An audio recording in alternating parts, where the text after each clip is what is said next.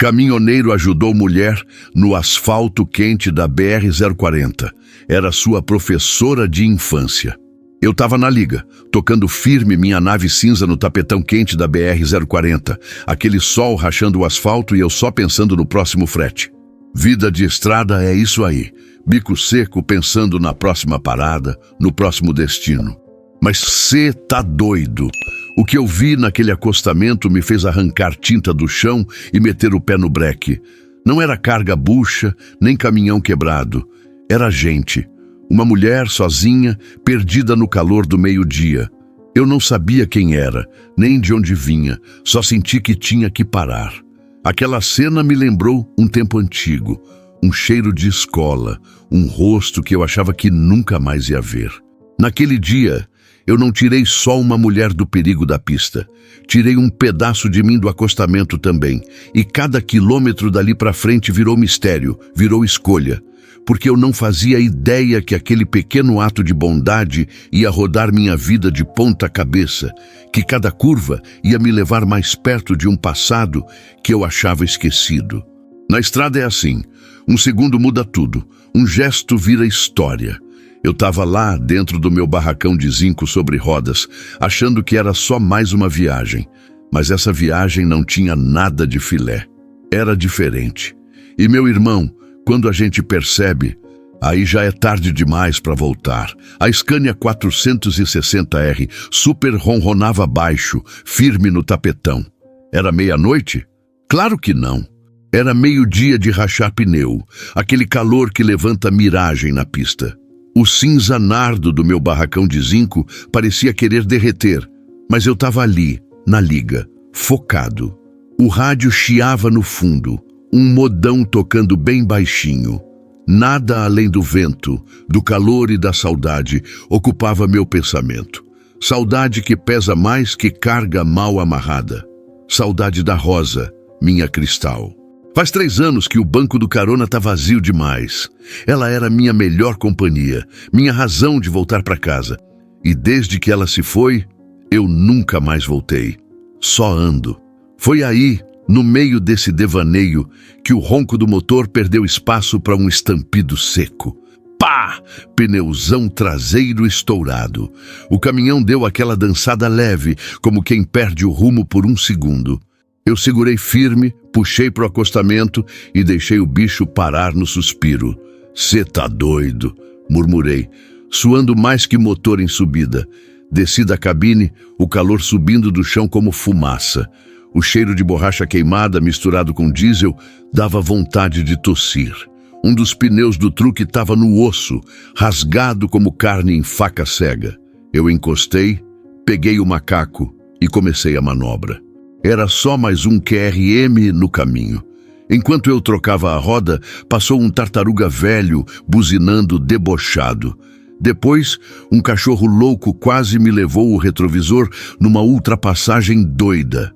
Estrada, meu amigo, é escola de paciência e reflexo. Eu terminei o serviço com os braços cheios de pó e graxa, mas com o peito um pouco mais leve. Sempre que a coisa aperta, parece que é a Rosa me dando um sinal. Segue, Jor. Vai firme. Voltei para a cabine, limpei a testa, liguei o rádio e toquei marcha. O tapetão me esperava. Mas aí, no retrovisor, uma imagem me fisgou. Um vulto parado lá atrás. No acostamento, embaixo do sol, alguém acenava. Pequeno, perdido. Reduzi. Olhei de novo. Mulher, sozinha.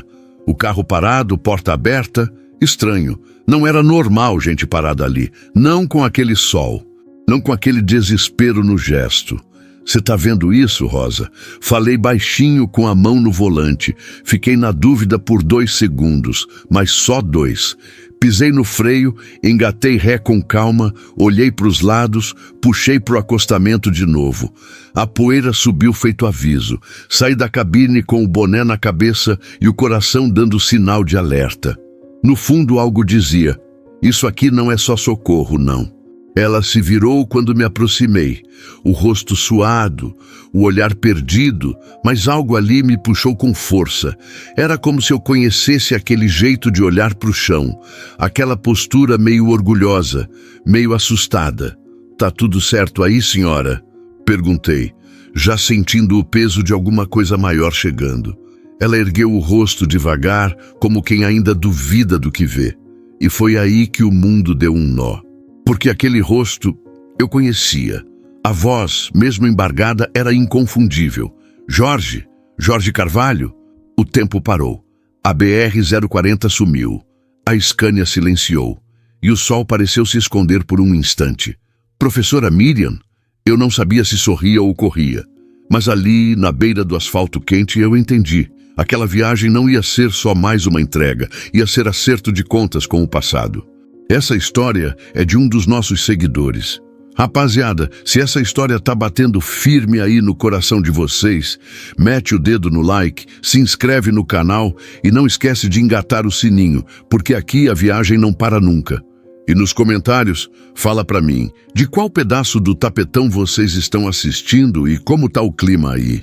Bora rodar juntos, porque essa família de brutos só cresce. Cê tá doido? O sol tava no 12, aquela quentura que sobe do asfalto como se a BR-040 inteira tivesse virado uma chapa de lanchonete. E eu ali, suando dentro da minha Scania cinza nardo, tentando manter o giro fazendo média para não gastar diesel à toa. Mas não adiantava, o calor passava por cima do ar-condicionado como se não fosse nada. Tava rodando de leve, sem carga, voltando de um frete lá em Contagem. Era aquele trecho que conheço como a palma da mão, depois do trevo de Paracatu, antes da descida para Cristalina. Lugar tranquilo, sem muita farofa, mas o tipo de trecho que ensina caminhoneiro novo a respeitar curva. O rádio da cabine chiava baixinho com os camaradas da faixa 17, jogando conversa fora. De repente veio o chamado. Alô, atenção aí na 040, sentido Brasília. Tem uma mulher parada sozinha no acostamento, quilômetro 65, próximo do antigo posto desativado. Parece que tá em apuros. Eu tava ali por perto, olhei o GPS, conferi a quilometragem e... Cê tá doido. Era quase em cima de mim. Na hora pensei, deixa quieto, já deve ter alguém indo. Mas alguma coisa me travou a mão no volante. Lembrei do rosto da Rosa. Do jeito que ela falava que gentileza ainda mudava o mundo. Tá bom, Rosa. Vou lá, murmurei. Encostei, sinalizei com o alerta e fui diminuindo devagar até ver o carro parado mais à frente. Era um sedã velho, prata, capô aberto, fumacinha subindo. E do lado, uma mulher com a mão na testa tentando fazer sombra, como se aquilo fosse dar conta do sol de 3 horas da tarde. Estacionei o barracão no acostamento, desci e fui caminhando devagar. Os olhos dela me acompanharam desde que botei o pé fora da cabine. O olhar era estranho, mistura de alívio e medo. Boa tarde, senhora. Precisa de ajuda? Falei, parando a uns 2 passos, respeitando o espaço. Ela demorou a responder como se tentasse puxar o ar que o calor tinha roubado. Depois disse, o carro apagou, deu pane, acho que ferveu, não sei mais o que fazer. Meu celular descarregou, ninguém para. A voz, ela falou baixinho, mas bateu fundo, tinha uma musicalidade conhecida ali.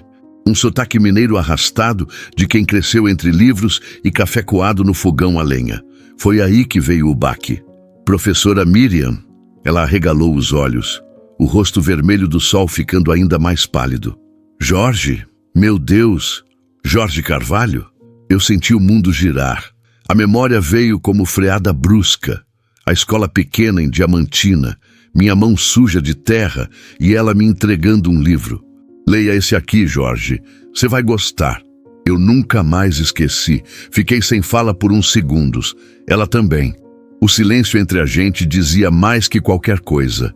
O que a senhora está fazendo aqui nesse calorão sozinha? Ela respirou fundo, passou a mão no rosto suado. Tô indo para Brasília, uma consulta, coisa urgente, mas o carro não aguentou. Já estava velho, sabe como é? Entro na cabine. Vem beber uma água, aqui fora tá desumano. Ela hesitou, olhou para o carro, olhou para a estrada. Depois assentiu com um movimento de cabeça. Peguei a mochila dela do banco do passageiro e levei para a Scania. Quando ela entrou na cabine e sentou, Soltou um suspiro que parecia preso há dias. Eu abri a garrafa de água, entreguei. Ela bebeu com as mãos tremendo. Não acredito nisso, Jorge. Te encontrar assim, no meio da estrada, depois de tanto tempo. Pois é, a estrada tem dessas. Junta o que ninguém espera. Ela me contou que depois que saiu de Diamantina, a vida foi ficando difícil. Não teve filhos, não casou. Trabalhou em escola pública até onde deu. Mas o tempo foi passando, o corpo pesando. Agora, uma doença que não quis nomear. Brasília era a última esperança. E a senhora está indo sozinha? Não tinha quem fosse comigo. A garganta apertou. Eu olhei para frente, liguei a ignição. Então, não vai mais sozinha. Eu te levo até lá. Ela me olhou surpresa, os olhos marejando. Não posso atrapalhar sua rota. Professora, se tem uma coisa que aprendi na estrada, é que carga importante a gente protege. E hoje minha carga é a senhora. Silêncio de novo. Mas dessa vez era outro tipo de silêncio, não de desespero, era de alívio. Liguei o rádio, puxei a marcha, botei a Scania para rodar. A BR-040 se abriu na frente como se soubesse que a viagem agora era outra. No retrovisor, vi o carro dela ficando para trás. Mas dentro da cabine, o passado todo se encaixava no presente, como se a vida tivesse guardado essa entrega especial para mim. A estrada ainda tinha muito para ensinar. Rodava no tapetão sem dizer uma palavra. A Scania avançava tranquila, motor redondo, mas por dentro eu estava que nem buzina de carreta descendo serra, disparado, sem controle.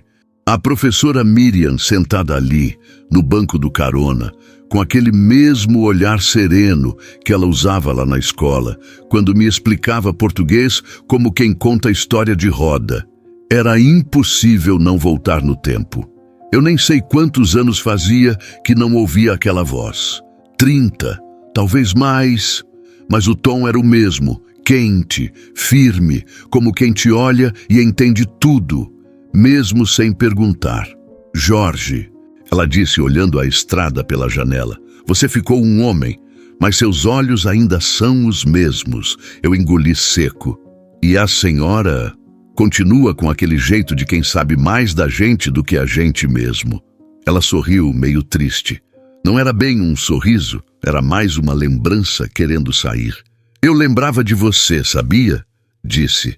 Menino calado, mas com um brilho nos olhos. Curioso. Lia tudo que eu colocava na sua mão e me perguntava por que as palavras tinham tanto poder. Eu ri. Eu achava que ia ser escritor, professora.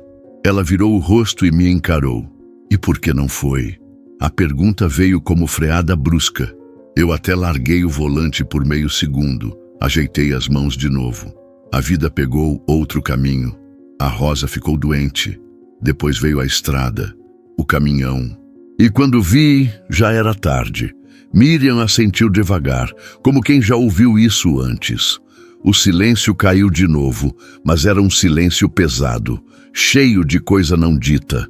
Passamos por um trevo e peguei uma garrafinha de água, entregando para ela. Ela bebeu devagar, depois encostou a cabeça no vidro. Jorge, posso te contar uma coisa?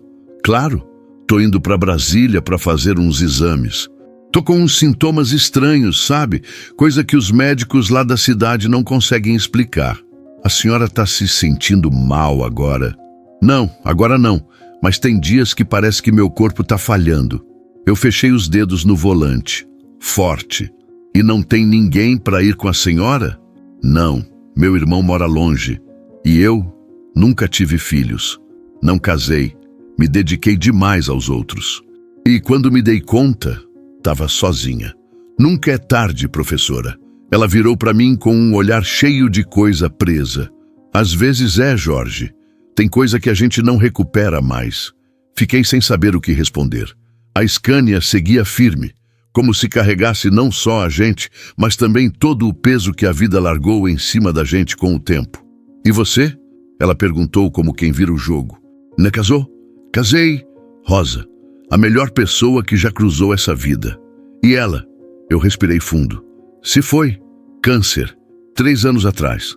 Desde então não parei mais. Só rodo. Às vezes parece que se eu parar eu desmorono junto. Miriam pegou minha mão por um segundo. Só um toque leve, mas foi o bastante. Sinto muito, Jorge. Eu assenti. Obrigado. Um silêncio diferente tomou conta da cabine. Não era mais o silêncio da dúvida.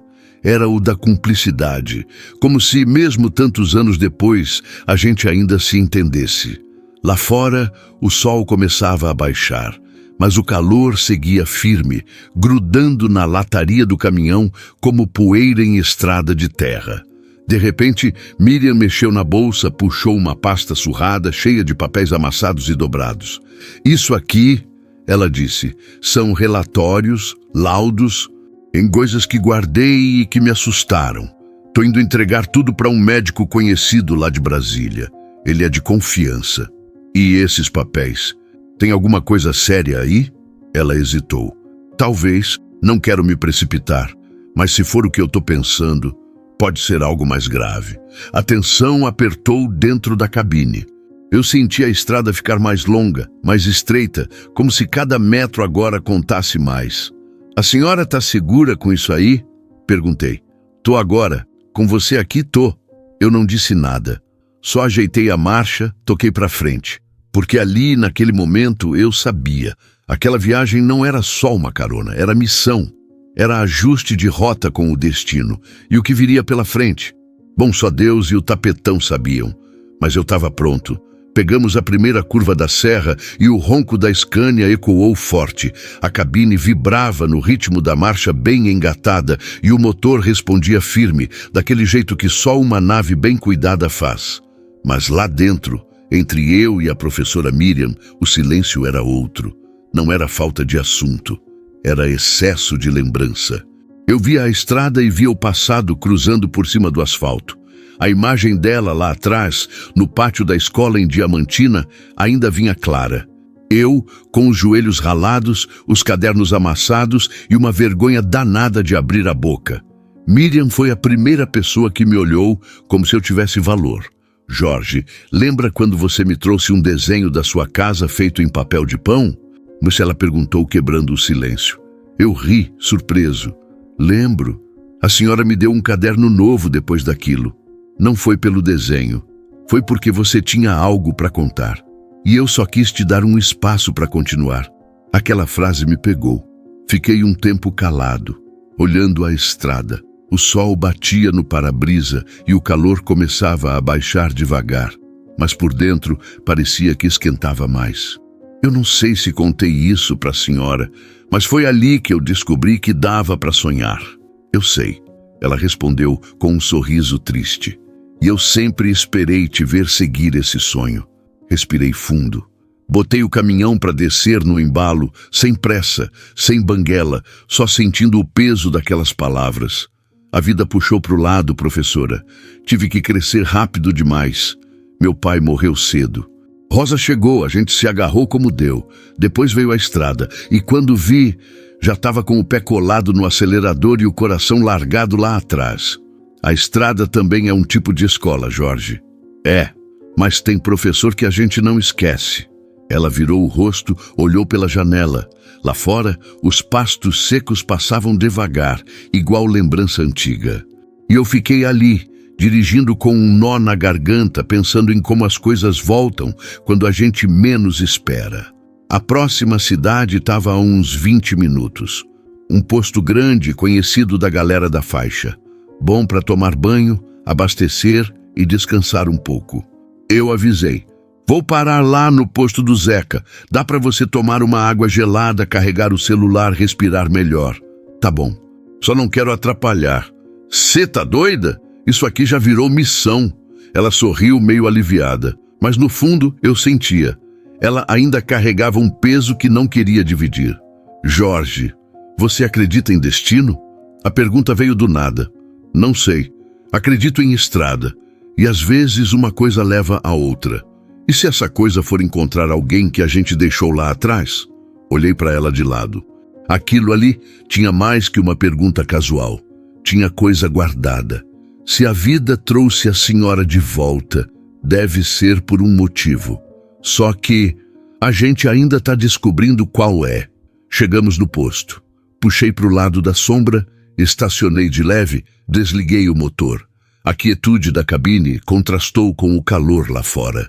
Miriam desceu devagar, as pernas meio trêmulas, o rosto mais aliviado. Fomos até a lanchonete. Pegamos água, sentamos num banco de cimento encostado na parede. Ela olhou para o horizonte e disse: "Sabe, Jorge, tem noites que eu sonho com a escola, com você, com outros alunos. A sensação de que eu poderia ter feito mais, de que deixei gente importante pelo caminho. A senhora deu tudo o que podia, professora. Eu sou prova disso. Será que é o bastante?" Eu segurei o olhar dela. Às vezes, uma palavra muda o rumo de alguém. Uma professora me mostrou que eu podia ser mais do que diziam que eu era. Isso aí já é muito mais do que o bastante. Ela respirou fundo. Talvez eu precise ouvir isso mais vezes. Ficamos ali, no silêncio da tarde que já começava a cair. Caminhoneiros passavam, caminhões chegavam, o barulho da estrada seguia o ritmo de sempre. Mas entre eu e ela, alguma coisa já tinha mudado. O passado estava ali, sentado ao nosso lado, com cheiro de diesel e lembrança boa. E eu começava a entender que aquela viagem não era só para levar alguém até Brasília. Era para me levar de volta para mim mesmo. A estrada voltou a roncar sob os pneus da minha Scania cinza. E o calor foi dando lugar a um vento mais fresco à medida que o sol começava a se inclinar. Eu e a professora Miriam já estávamos de volta na pista, com o tapetão se abrindo na nossa frente, feito livro antigo. Dentro da cabine, o clima era outro, mais leve, mais íntimo, ainda tinha coisa presa no ar, mas o silêncio já não era estranho. Era confortável. "Você sempre rodou sozinho, Jorge?" Ela perguntou, mexendo no cinto de segurança. "Desde que a Rosa se foi, sim. Antes era eu e ela. Ela não dirigia, mas era minha companheira de estrada. Sabia os atalhos todos, controlava os horários, anotava as paradas. Quando ela morreu, a cabine ficou grande demais." Miriam olhou para mim com um olhar doce, triste. "Sinto muito." Eu também. Ainda sinto." Ela ficou um tempo quieta, só observando a paisagem pela janela. O céu já começava a mudar de cor e o barulho do motor era quase um embalo. "E você, professora, nunca casou?" Ela deu um suspiro que parecia trazer décadas nas costas. "Tive oportunidades, Jorge, mas nenhuma que eu sentisse que valia abrir mão da minha vocação. Eu achava que estava fazendo a coisa certa, até que os anos passaram e, quando vi, era só eu." "A senhora se arrepende?" Ela demorou a responder. Mexeu nos cabelos curtos, pensativa. "Não sei. Acho que a gente vai empurrando as decisões com a barriga. Sempre tem um aluno precisando, uma escola com problema, uma reunião para fazer. E aí a vida pessoal vai ficando de lado. Quando se nota, já era." Fiquei um tempo refletindo. Era engraçado. Ali eu, um caminhoneiro de estrada bruta, e ela, uma professora de alma sensível. Dois mundos tão diferentes, mas com vazios parecidos. "Eu tinha um sonho," ela disse baixinho. "Queria abrir uma escola comunitária. Um lugar onde criança pobre tivesse acesso a tudo, livro, comida, afeto. Juntei dinheiro por anos. Mas aí..." Ela parou de falar. A voz falhou. "Aí o quê?" perguntei sem pressa.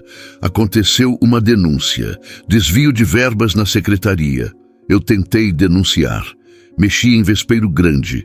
Me afastaram. A escola nunca saiu do papel. A revelação bateu como vento cruzado em curva perigosa. Eu virei o rosto e olhei bem para ela. Isso foi recente? Uns 2 anos atrás. Desde então, minha saúde foi desandando e eu parei de lutar. E agora está tentando voltar à briga?" Ela assentiu. "Não por mim, mas por tudo que deixei para trás. Os documentos que estou levando, pode ser que sirvam para alguma coisa."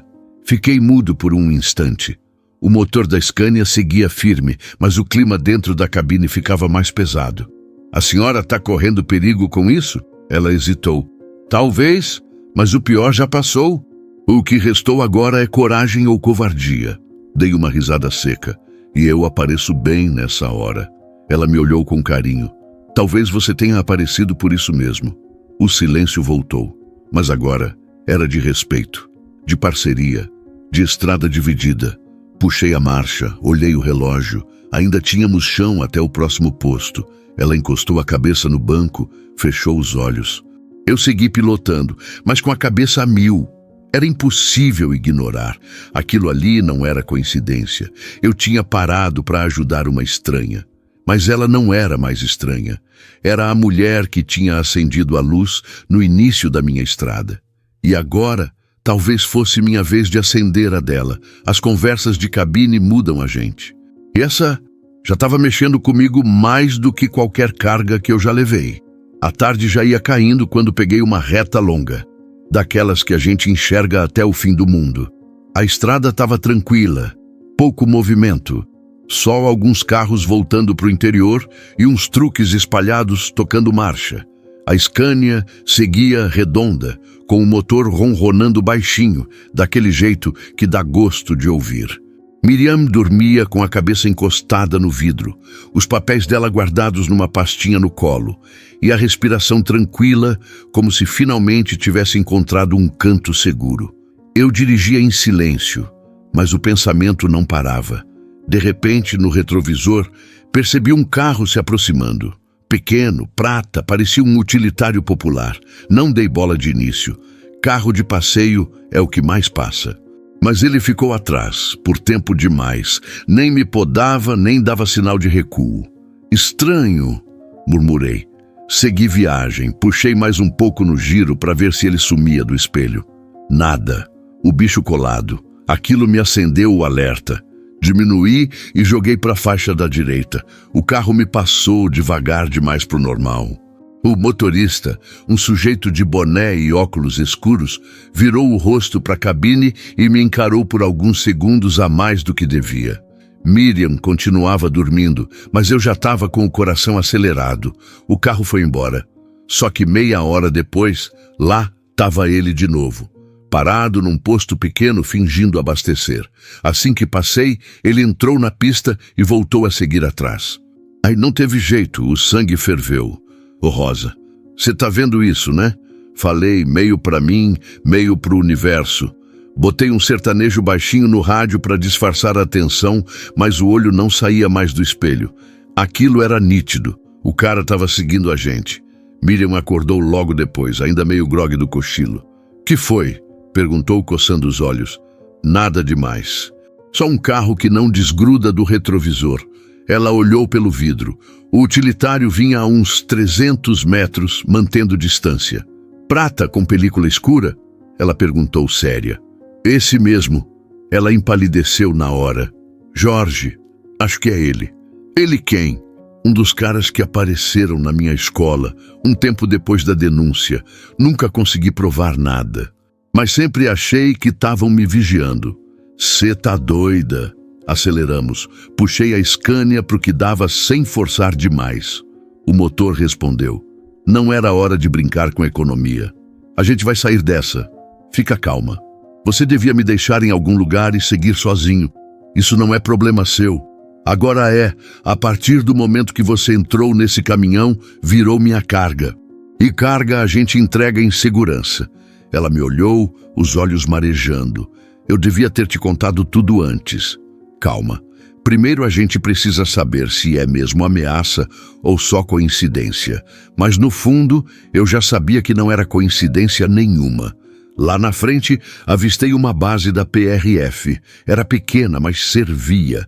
Dei seta e puxei pro acostamento como quem ia parar só para esticar as pernas. O carro diminuiu, hesitou. E então passou direto. Viado, falei, aliviado. Ficou com medo de parar. Você acha que ele vai voltar? Acho que sim. Mas agora a gente sabe a cara dele. Miriam respirou fundo. Segurei o volante firme. Seguinte, professora, a gente vai até Brasília, mas agora vai de outro jeito. Como assim? Com os olhos bem abertos. E com o pé pronto para arrancar tinta do asfalto, se for preciso. Ela assentiu, apertando a pasta no colo. A noite começava a cair. As luzes da estrada se acendiam aos poucos. Mas dentro da cabine, tudo estava claro. A viagem tinha virado outra. Agora era sobre proteção, destino e talvez acerto de contas com tudo aquilo que a gente tinha deixado para trás. O calor da tarde parecia não querer ir embora, mesmo com o céu já começando a ganhar tons de laranja. A BR-040 seguia esticada no horizonte, reta como promessa de caminho longo. Mas o clima dentro da cabine estava tudo menos tranquilo.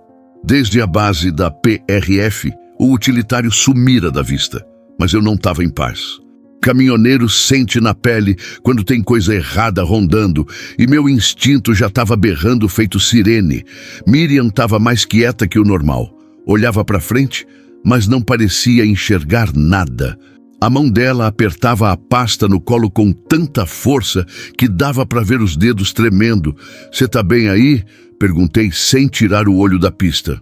Ela hesitou, como se tivesse que traduzir um pensamento antes de responder. "Tô, mais ou menos. Desde que vi aquele carro, uma coisa acendeu aqui dentro. Medo? Memória. Eu mantive o pé firme, mas o coração já batia diferente. Dava para sentir que vinha coisa aí. Aqueles documentos que você tá levando são do que exatamente?" Miriam desviou o olhar. "Relatórios internos.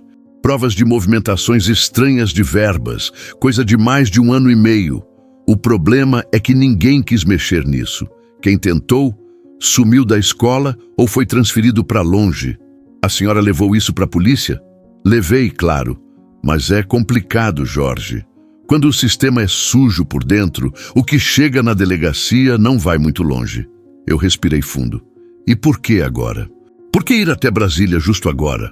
"Porque eu recebi uma ligação, alguém dizendo que o caso ia ser reaberto, mas que era perigoso continuar com esses papéis, e que se eu quisesse ser ouvida de verdade, tinha que levar direto para uma pessoa específica.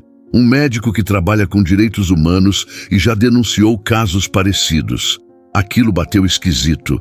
E esse cara, a senhora confia?" "Não conheço pessoalmente, mas foi indicado por uma ex-colega de faculdade que também sumiu do mapa depois de denunciar um desvio na prefeitura de Montes Claros. E ainda assim tá indo?" Ela me olhou de lado. O medo já me travou por tempo demais. Agora é o que resta. Silêncio. A estrada seguia, mas o peso da conversa fazia cada quilômetro parecer mais longo. Até que vi no retrovisor de novo o maldito utilitário prata. Distante, mas lá, de novo. "Olha quem resolveu voltar", falei.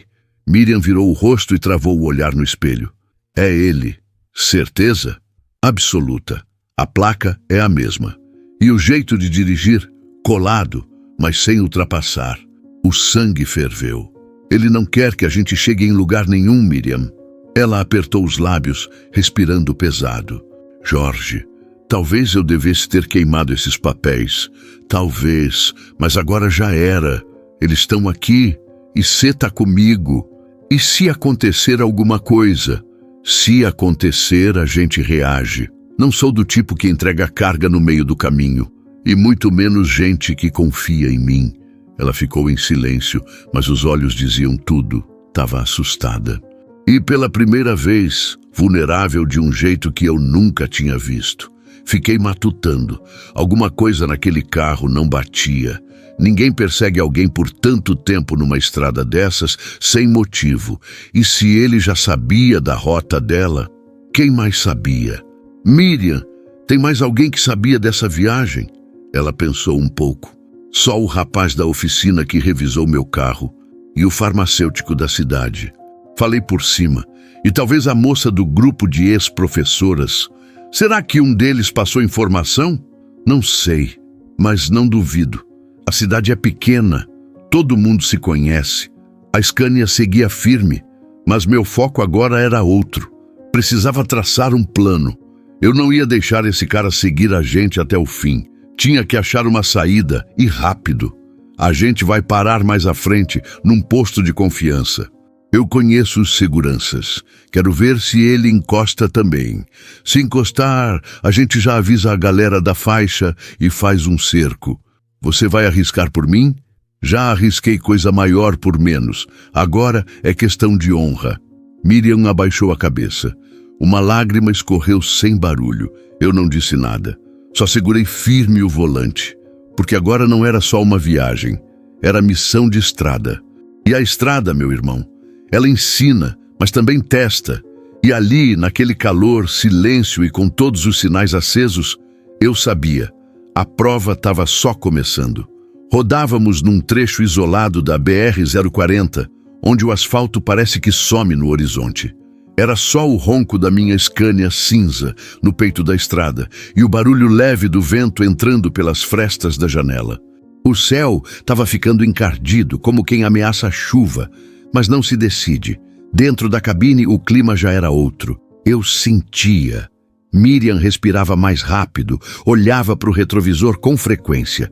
E a tal pastinha, aquela que ela carregava desde o começo, agora estava agarrada ao peito como se fosse escudo. Miriam, comecei sem rodeios, acho que está na hora da senhora abrir o jogo. Tudo. Ela ficou em silêncio. Um silêncio longo. Eu deixei. Na estrada, a gente aprende que tem coisa que não se força. Mas quando ela finalmente falou, a voz veio baixa, pesada. Eu tô levando provas de corrupção, Jorge. Desvio de verba da educação, da minha cidade. Gente grande metida, prefeito, secretário, um grupo de empresários locais. A revelação caiu como freio puxado no meio da reta. Cê tá doida, murmurei, encarando ela de lado. E andava com isso tudo aí sozinha? Ela assentiu, os olhos fixos no para-brisa. Eu descobri por acaso. Um dia, limpando arquivos antigos da escola, achei documentos incompatíveis. Contratos superfaturados, licitações falsas, notas frias. Fui atrás, comecei a ligar os pontos. Era mais fundo do que pensei. A senhora denunciou? Tentei. Fui até a promotoria, mas nada andava. Os processos sumiam, a ouvidoria não dava resposta. E aí começaram as ameaças. Como assim? Cartas na porta da escola. Recados anônimos. O carro foi arrombado 2 vezes. Um dia, meu gato apareceu morto no quintal. Ela parou, o olho marejado, a respiração descompassada. E mesmo assim, continuou. Eu guardei tudo. Escaneei os papéis, escondi cópias. Só não fui embora antes, porque tinha esperança de que alguém de dentro ia fazer a coisa certa. E agora? Ela segurou a pasta com mais força. Agora tô levando isso direto para uma pessoa que pode me proteger. Um médico, professor universitário, que trabalha com denúncias assim. Ele tem contatos no Ministério Público. Me disseram que é sério. E esse utilitário tá atrás disso? Eu não duvido. Já vi esse carro parado perto da escola, semanas atrás. Agora me seguindo. Não é coincidência. Eu engoli seco. A estrada parecia mais apertada de repente. O calor dentro da cabine subiu, mesmo com o vento batendo direto no rosto. E ninguém da sua família sabe? Não tenho mais ninguém, Jorge. Só uma irmã que mora no sul, mas a gente não se fala há anos. Quer dizer, então, que tudo que tá nessa pastinha aí pode botar gente poderosa atrás das grades? Se for usado da forma certa, sim. E se cair na mão errada? Ela respirou fundo. Aí pode ser meu fim. Fiquei quieto por um tempo, mas por dentro a cabeça fervia. Aquilo não era mais uma carona, era uma bomba no meu caminhão. E eu precisava decidir rápido se ia jogar fora ou proteger com a vida. Miriam, olha bem para mim. Ela virou o rosto devagar. Eu não sou da lei, não sou herói. Sou só um chofer de estrada, com uma nave e um coração meio remendado. Mas uma coisa eu aprendi. Se uma mulher tem coragem de enfrentar um sistema inteiro com um monte de papel e esperança, o mínimo que um homem pode fazer é ajudar ela a chegar inteira no destino. Ela não respondeu. Mas os olhos disseram tudo. Eram olhos de quem, pela primeira vez em muito tempo, se sentia protegida. E sobre esse carro, continuei, a próxima vez que ele aparecer, não vou ficar só olhando. Ele vai saber que aqui dentro ninguém está sozinho. Ela assentiu devagar. Obrigada, Jorge. Eu puxei a marcha, acelerei. O som do motor ecoou mais forte, quase como resposta. A reta ainda era longa, a noite vinha chegando devagar. Mas dentro da cabine, alguma coisa tinha mudado de vez. Agora eu estava carregando mais que lembrança. Estava levando verdade. E a verdade, meu irmão, é carga pesada, mas vale cada quilômetro. O volante parecia mais pesado conforme a BR-040 ia se enrolando em curvas estreitas, com barranco de um lado e paredão do outro. Cada curva, uma dúvida. Cada reta, um pensamento novo cutucando por dentro. Eu estava ali, firme, tocando a Scania com a atenção dobrada, mas por dentro era como se tivesse no meio de uma serra sem mapa. A cabeça girava mais que o ponteiro do contagiros. Miriam estava calada, olhando para frente. A pasta seguia no colo, intocada, como se fosse parte do corpo dela agora. Eu, entre o passado que ela representava e o perigo que vinha atrás, me via no meio de uma encruzilhada que nem o GPS sabia resolver. Jorge, ela disse depois de um tempo, se quiser me deixar num ponto seguro, eu entendo. Eu não respondi de cara. Engatei a marcha, fiz a Scania subir sem forçar, deixei a resposta vir no ritmo do motor. A senhora ainda não entendeu, né? Eu já escolhi. Ah, mas é muito risco.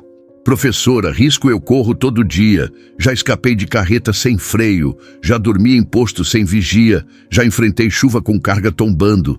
Mas o que mais dói é ver que quem tenta fazer o certo nesse país vira alvo. Ela desviou o olhar, mordendo os lábios. Eu não queria envolver você nisso. E eu não queria lembrar da Rosa todo dia. E mesmo assim, lembrar. A vida não é sobre o que a gente quer. É sobre o que aparece na nossa frente e a coragem de não desviar. Ela respirou fundo, como quem engole o choro. Eu tô com medo, Jorge. Eu também. Mas medo não pode ser freio. Tem que virar marcha. A estrada ficou mais apertada e logo veio um trecho de descida, curva fechada. Reduzi, puxei no freio motor, segurei firme. E nessa hora, de canto de olho, vi de novo o utilitário, lá atrás. De novo, como um vulto que insiste em aparecer no espelho. Tá vendo? Apontei com o queixo. O cara voltou. É ele mesmo. Dessa vez eu não vou parar num posto qualquer. Conheço um lugar mais à frente, base de amigo meu. Lá a gente pode dar um jeito melhor de pensar no próximo passo. Ela assentiu. Mas eu via no rosto dela. O medo tinha voltado com força. Seguimos por mais 20 quilômetros em silêncio. Quando a estrada abriu de novo numa longa reta, botei pressão no acelerador. A Scania respondeu. O utilitário ficou para trás por uns minutos. Foi aí que ela soltou. Jorge, tem uma coisa que eu ainda não contei. Pode falar. Não é só corrupção, não é só grana desviada. Tem nome de gente grande envolvida com grileiro, com grana suja de extração ilegal. A escola virou fachada para desvio de material, dinheiro público, transporte clandestino. E eu descobri uma parte sem querer. E agora está tentando provar tudo isso? Sim. Mas tem nome demais ali dentro. Nome de gente que manda calar, gente que compra silêncio, gente que some com quem fala demais. A tensão travou minha coluna. Era mais sério do que eu pensava. Você percebe que se esses papéis vazam antes da hora, nem a senhora nem eu vamos passar da próxima curva, né? Eu sei, mas também sei que se não fizer isso agora, nunca mais faço. Eu apertei o volante com mais força. A próxima curva era longa, uma dessas que engole caminhão desprevenido. Reduzi de novo e pensei. Ali, entre uma curva e outra, percebi que a dúvida que estava me corroendo desde que ela subiu na cabine já tinha sido respondida há tempo. Eu não ia largar aquilo no meio da estrada, não por ela só, mas por mim também. Miriam, fala, Jorge. A senhora lembra quando me deu um livro velho com as páginas soltas e disse que eu podia ser o que quisesse? Lembro sim. Então agora é minha vez de devolver o favor. Ela sorriu. Pequeno, sincero, um sorriso que não via fazia tempo em ninguém. Seguimos. O sol se escondia atrás das serras e a estrada começava a ganhar o laranja do fim de tarde. O utilitário sumiu por um tempo, mas eu sabia. A paz era só respiro. A estrada ainda ia cobrar, e a gente ia pagar o preço, junto. O céu já estava escurecendo devagar. pintado daquele azul queimado que só a beira do fim de tarde conhece. O farol da Scania cortava o asfalto como navalha, iluminando a estrada à frente, enquanto o motor mantinha o ritmo, forte e constante. Mas mesmo com tudo funcionando no relógio, o clima dentro da cabine estava longe da calma. No retrovisor, o utilitário reapareceu. De novo. Devagar, discreto, como quem quer fingir que está indo para o mesmo destino. Mas eu já tinha aprendido a ler essas intenções pela velocidade, pelo traço da direção. Caminhoneiro bom, sabe? Tem carro que só pelo jeito de piscar já entrega a maldade. Ele voltou. Falei sem olhar para Miriam. Ela só confirmou com um aceno, apertando a pasta no colo, como quem segura um filho no colo em dia de tiroteio. E você tá doido? Esse cara não desiste. Resmunguei, ajeitando o espelho e dando uma olhada no acostamento. Pensei rápido. Na próxima entrada, ia cortar caminho e sair da rota comum. Nada de parar em posto lotado ou restaurante à beira da pista. Eu conhecia uma estradinha de chão ali perto, usada por caminhoneiro velho quando quer fugir de balança e trânsito. Segura firme aí, professora. A gente vai sair da rota. Você tem certeza? Não tenho, mas o que eu tenho é esse volante aqui nas mãos. E enquanto tiver, ninguém chega perto de você. Desviei da rota principal. A curva era apertada, a estrada de terra batida, cheia de poeira. O utilitário hesitou, não entrou, ficou parado na bifurcação, como quem não queria chamar atenção, mas não sabia mais disfarçar. Pronto. Agora vamos ver se ele tem peito mesmo para seguir. Toquei por uns 4, 5 quilômetros dentro do trecho de terra, onde o rádio chiava baixo e o som das pedras no paralama fazia o silêncio ficar mais vivo. Lá na frente, um sítio abandonado. Parei o caminhão ao lado, matei o motor. Deixei só as luzes de posição ligadas. Desci da cabine, respirei fundo, olhei ao redor. A poeira ainda pairava no ar. O utilitário não tinha vindo, pelo menos por enquanto. Voltei para dentro. A senhora tá bem? Tô, mas tô assustada.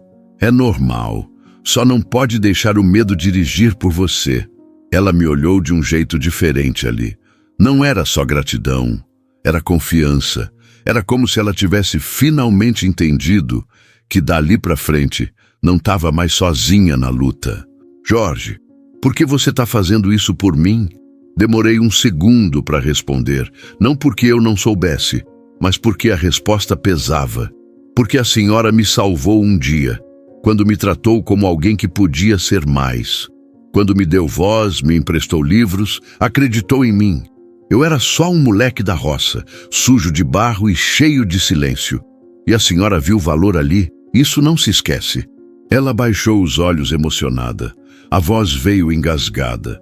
E eu achando que minha vida tinha sido em vão. Nada é em vão quando planta coisa boa. A senhora só não sabia o quanto colheu. Ficamos ali por um tempo, em silêncio. A noite caiu de vez, e o breu tomou conta da estrada. O som dos grilos e do vento batendo nas folhas secas era o único barulho, mas era um silêncio bom, de cuidado, de quem se abriga no outro. De repente, um farol apareceu lá longe. Vinha devagar, como quem busca, mas não tem certeza. O farol oscilava, cortando a poeira. É ele, Miriam disse, gelando. Fica calma. Agora ele não está lidando com um carro qualquer. Está lidando com um caminhoneiro raiz. Liguei o motor de novo, acendi todos os faróis, buzinei 3 vezes. Um sinal antigo da galera da faixa para pedir atenção. Se ele vier, vai achar que aqui tem mais gente. E se precisar, eu boto esse bruto na frente dele. Ela assentiu. Dessa vez, com firmeza, sem medo. O carro ficou parado por alguns minutos. A distância era grande demais para ver o rosto, mas eu sentia. Ele estava decidindo se seguia ou não.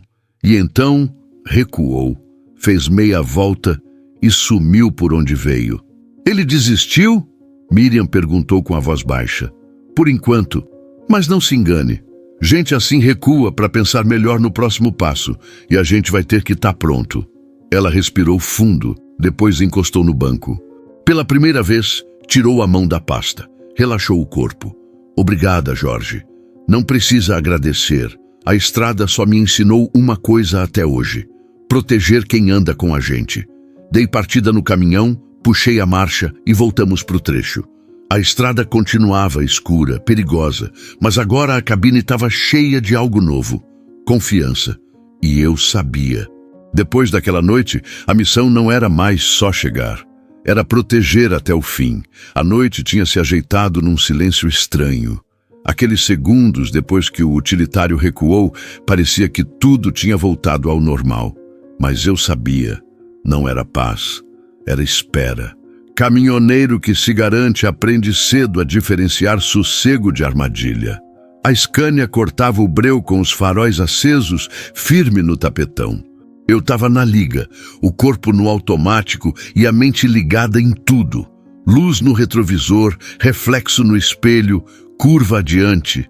Miriam dormia ou tentava. Ela estava de cabeça encostada no banco, a pasta no colo outra vez, como quem sabe que o perigo ainda está por perto. Foi quando veio a curva. Uma dessas de descida longa e puxada, com mureta baixa e acostamento quase inexistente. Reduzi, engatei freio motor, segurei o bruto com calma. Mas ali, no meio da curva, o retrovisor explodiu de luz alta.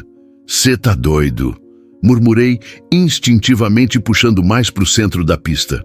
O utilitário apareceu do nada, veloz, colado na traseira da Scania. Buzinou, um som curto, insistente e provocador.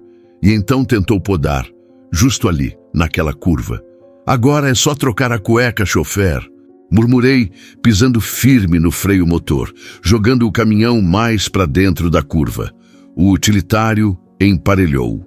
O motorista, encapuzado, olhou direto para a cabine. Não era recado, era ameaça. E foi quando ele puxou de lado, querendo jogar o carro contra o meu para-choque. Segurei firme o volante, sentei o pé e joguei a Scania levemente para o canto. Não tanto para sair da pista, mas o suficiente para dar uma falsa brecha. O carro avançou, mas era blefe. Na hora que ele tentou encostar, puxei para o lado contrário com precisão.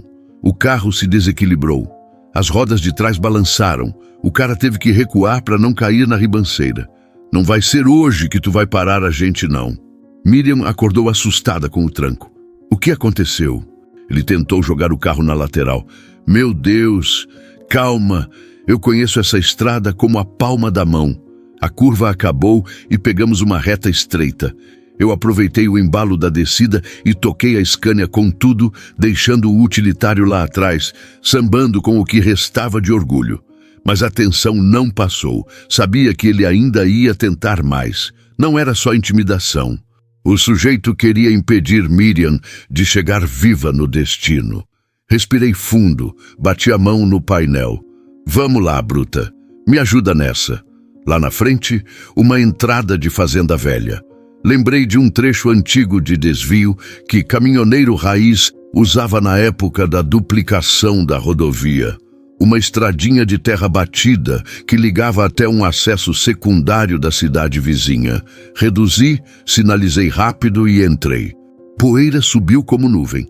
O carro hesitou. Ele vinha atrás, mas não entrou logo. A escuridão ali era maior, o espaço mais apertado, e eu conhecia cada buraco daquela estrada como se tivesse nascido nela. "Jorge, isso não é perigoso?" "É, mas mais perigoso é seguir reto sabendo que ele está vindo. Aqui ele perde espaço, aqui ele não manda." Ela ficou quieta, mas os olhos me diziam tudo. Agora, ela confiava de verdade. Não era mais gratidão, era fé. Seguimos por uns 10 minutos até alcançar uma ponte de madeira antiga. Do outro lado, uma bifurcação com placa torta. Eu sabia, se virasse à esquerda, cairia direto num trecho que saía nos fundos de um posto grande, onde a galera da faixa sempre encostava para dormir. Mas antes de virar, desliguei os faróis por alguns segundos. Só a luz da lua guiando a gente. Fiz a manobra no escuro, com a Scania deslizando em silêncio pesado. E quando liguei os faróis de novo, já estávamos numa trilha lateral, invisível para quem vinha atrás. Paramos ali, cobertos por um barranco, escondidos no meio do nada. O motor desligado, o silêncio gritando. Esperei.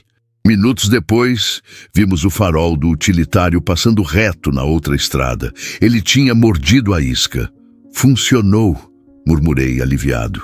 Miriam se deixou cair no banco, os ombros relaxando pela primeira vez em horas. Jorge, eu não sei o que dizer. Não precisa dizer nada. Só segura firme. A gente vai chegar. E vai chegar junto. Aquela noite ainda tinha estrada, mas eu sabia. O jogo tinha virado. Agora ele estava perdido. E nós, mesmo no escuro, sabíamos o caminho. A noite seguiu em silêncio depois da manobra. O utilitário tinha sumido de vez, mas a tensão ainda morava no ar, colada nos vidros da cabine como poeira fina. A estrada agora era outra, mais estreita, quase sem movimento, mas segura, pelo menos por enquanto. Miriam estava olhando fixo para o nada, nem piscava. O rosto iluminado só pela luz suave do painel. A pasta continuava no colo, mas pela primeira vez ela parecia não saber mais o que fazer com ela. Jorge, ela falou de repente, sem tirar os olhos da estrada. Posso te contar tudo agora? Pode, respondi com a mão firme no volante. Acho que está na hora. Ela engoliu em seco, ajeitou o corpo no banco e respirou fundo, como quem se prepara para mergulhar num poço fundo. Eu comecei a desconfiar de tudo há quase 2 anos. Na época, a escola recebeu uma verba enorme do FNDE para reforma, ampliação, compra de equipamentos, mas nada aparecia, nem tijolo, nem tinta, nem computador. Fiquei quieto, ouvindo. O motor da Scania fazia o fundo musical da conversa, grave, constante. Um dia, um dos zeladores me mostrou uma nota fiscal deixada por engano no lixo do almoxarifado. Dizia que tinham comprado 20 computadores novos, mas só tinham 2 na escola, os mesmos de sempre. Notinha fria? Perguntei. Mais que isso. Era nota fria de empresa fantasma. Comecei a puxar. Puxei uma, puxei 2. Quando vi, estava com um dossiê nas mãos.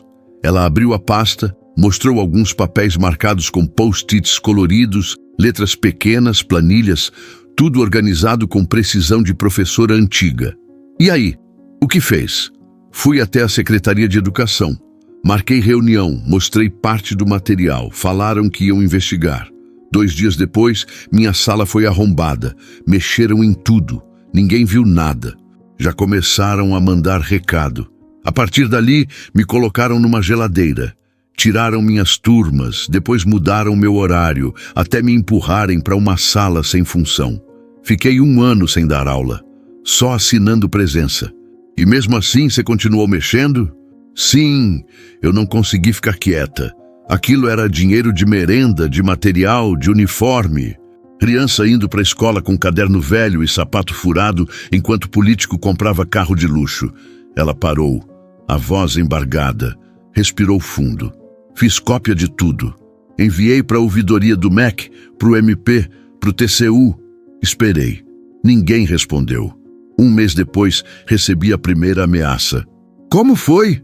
Um bilhete escrito à mão, deixado no limpador do meu carro. Quem fuça demais morre seco.